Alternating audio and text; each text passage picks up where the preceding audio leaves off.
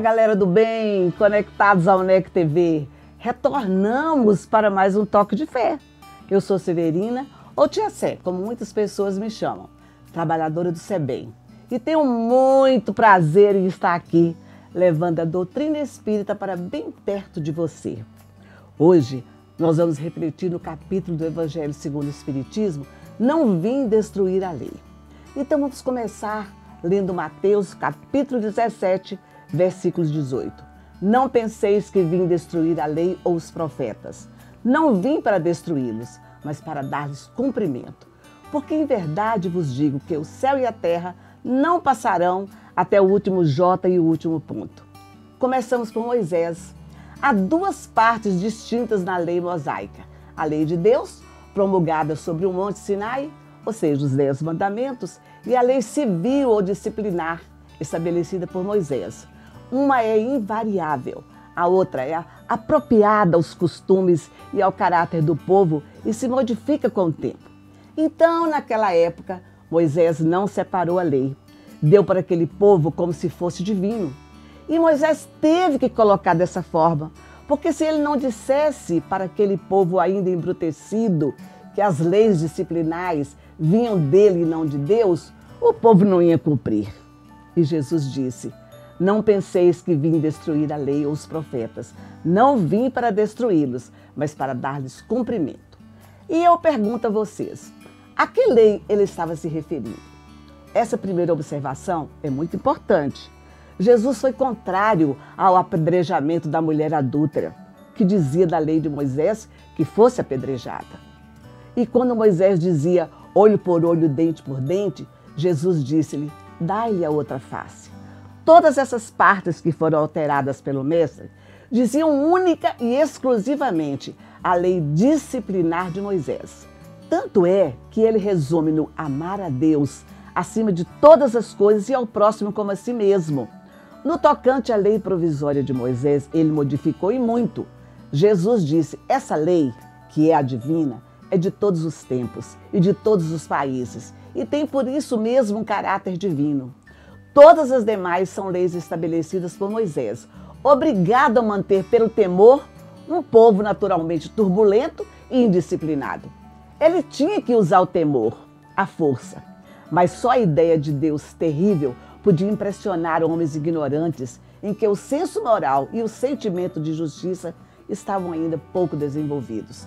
Percebam então aqui o sentido das palavras do Mestre quando ele disse, eu não vim destruir a lei.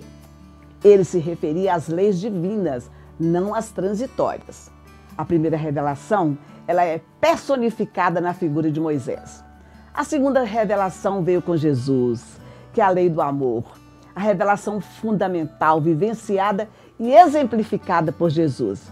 Mas o papel de Jesus não foi simplesmente o de um legislador moralista, sem outra autoridade que a sua palavra.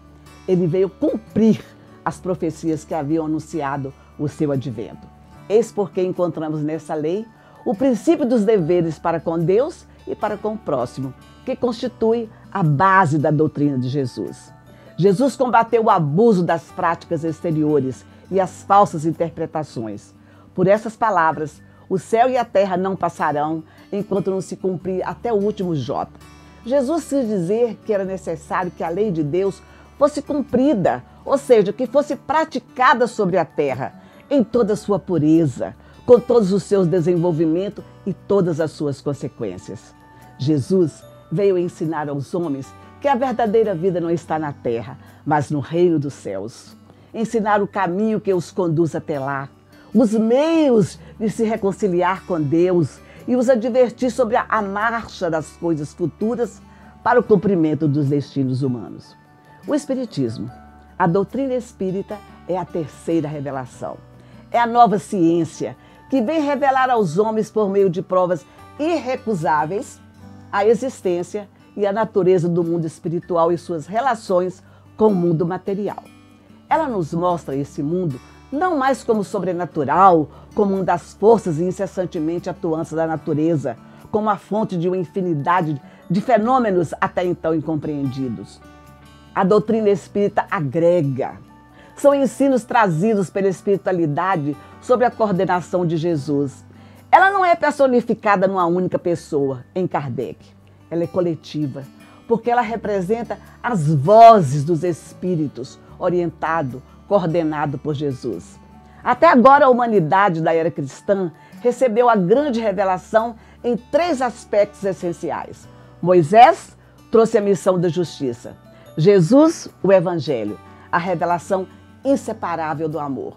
E o Espiritismo, em sua feição de cristianismo redivivo, traz, por sua vez, a sublime tarefa da verdade. No centro das 3 revelações, encontra-se Jesus, como fundamento de toda luz e de toda sabedoria.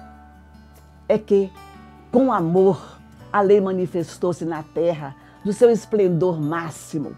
A justiça e a verdade nada mais são que os instrumentos divinos de sua exteriorização. Eis porque, com o Espiritismo simbolizando a 3ª revelação da lei, o homem terreno se prepara, aguardando as sublimadas realizações de seu futuro espiritual nos milênios por vindouros. São chegados os tempos em que as ideias morais devem desenvolver-se para que se realizem os progressos que estão nos desígnios de Deus. Foi Moisés quem abriu o caminho. Jesus continuou a obra. O Espiritismo a concluirá. Estamos chegando a mais um final desse toque de fé. E você que tem alguma curiosidade, alguma dúvida sobre a doutrina espírita, deixe seu comentário nesse vídeo, nas mídias digitais da UNEC TV, no Instagram, no Facebook e no YouTube. Até nosso próximo encontro. Paz e luz. Gratidão.